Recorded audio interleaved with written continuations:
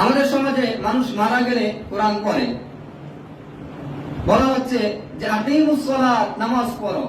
একজন মুর্দাকে যদি একেবারে 24 ঘন্টা আপনি মানে কাফন দাফনের আগ পর্যন্ত যদি বলতে থাকেন আকিমুস সালাত ওয়া আতুজ যাকাত ওয়ারকাউ মা'আর রাকিঈন, কোন লাভ হবে? আপনি কি বলতেছেন?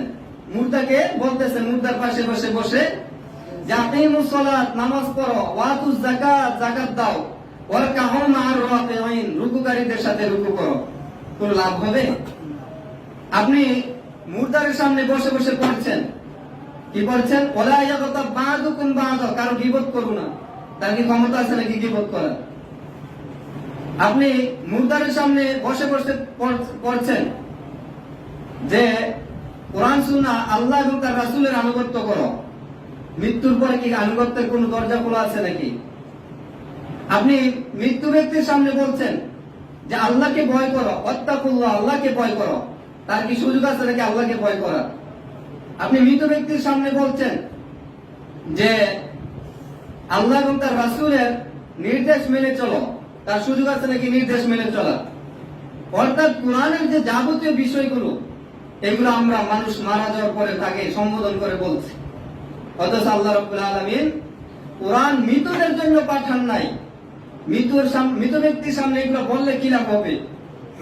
নামাজ পড়ো, রোজা রাখো, হজ করো, যাকাত দাও। তারপর মাহে রমজানে সিয়াম পালন করা হয়েছে, যাতে তোমরা মুত্তাকি হতে পারো। এই আয়াত পড়লে কোনো লাভ হবে? অথচ আমাদের দেশে জীবদ্দশায় তার সামনে একদিন কোরআন তেলাওয়াত করে নাই, কোরআন বোঝানোর চেষ্টা করে নাই যে দেখেন ভাই, আল্লাহর এই আয়াতে এই জিনিসটা বলা হয়েছে। অথচ মারা গেছে হুজুর দিয়ে, বারাতে হুজুর দিয়ে, অথবা পাড়াপড়শি কেউ পড়তে পারলে, অথবা নিজের কোন ছেলে মেয়ে পড়তে পারলে কোরআন তেলাওয়াত শুরু হয়ে যায়। অথচ আল্লাহ কোরআনে কি বলছেন?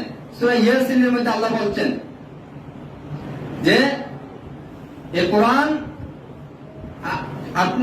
আপনার প্রতি আমি নাযিল করেছি লিয়াহাক্কাল কাউলু আলাল কাফিরিন লিয়ুনযিরা, যাতে আপনি ভয় দেখাতে পারেন হাইয়া, জীবিতদেরকে। কাদেরকে? জীবিতদেরকে।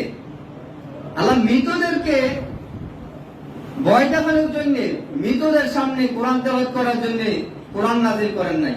আল্লাহ কোরআনে বলছেন যে যাতে কোরআন দিয়ে তুমি জীবিতদেরকে সতর্ক করতে পারো, এবং এই কোরআন দিয়ে মক্কা এবং তার আশেপাশে ওয়ালিতুনযিরুল কুরা ওয়া মান হাওলা, যা সূরা শুআরার মধ্যে আল্লাহ বলছেন যে এই কোরআন দিয়ে যাতে তুমি মক্কা এবং মক্কার আশেপাশে যারা আছে, তারপর আস্তে আস্তে যখন ইসলাম ছড়িয়ে পড়েছে পৃথিবীর যে কোনো প্রান্তে যে কোনো মুসলিম থাকবে, তাদেরকে যাতে সতর্ক করা যায়, এই কারণে আল্লাহ রাব্বুল আলামিন কোরআন নাযিল করেছেন।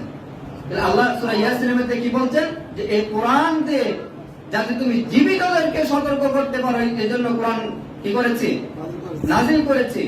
তারপর সূরা শুআরার মধ্যে আল্লাহ বলছেন যাতে কোরআন দিয়ে তুমি উম্মুল কুরা, মক্কাবাসীদেরকে এবং তার আশেপাশে যারা আছে, মানে যত দূর দূরান্তে ইসলাম ছড়িয়ে পড়বে মক্কার আশেপাশে থেকে ধরে, তাদেরকে যাতে তুমি সতর্ক করতে পারো, এই জন্য আমি কোরআন নাযিল করেছি, তোমার প্রতি কোরআন আমি দিয়েছি। অথচ আজকে এই কোরআন দিয়ে মানুষকে সতর্ক করা হচ্ছে না, এই কোরআন দিয়ে মানুষকে ভয় দেখানো হচ্ছে না, এই কোরআন দিয়ে মানুষকে হেদায়েতের পথে আহ্বান করা হচ্ছে না। কি করা হচ্ছে?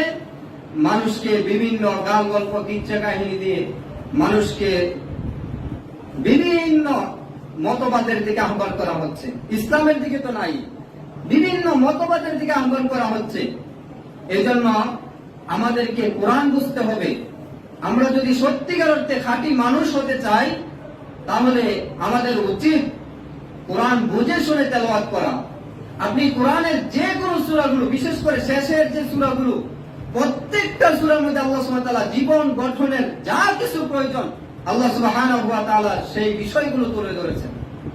এবং একজন মানুষ যাতে দুনিয়াবিমুখ হয়ে পরকাল মুখী হয়, এই কারণে দেখবেন কোরআনের শেষ আয়াতগুলোতে, শেষের সূরাগুলোতে আল্লাহ সুবহানাহু ওয়া তাআলা বেশি বেশি জান্নাত এবং জাহান্নামের আলোচনা করেছেন। পরকালের বিষয়ে আল্লাহ সুবহানাহু ওয়া তাআলা আমাদের সকলকে বোঝার, উপলব্ধি করার এবং সঠিক আকীদা বিশ্বাস মানার এবং উপলব্ধি করার তৌফিক দান করুন।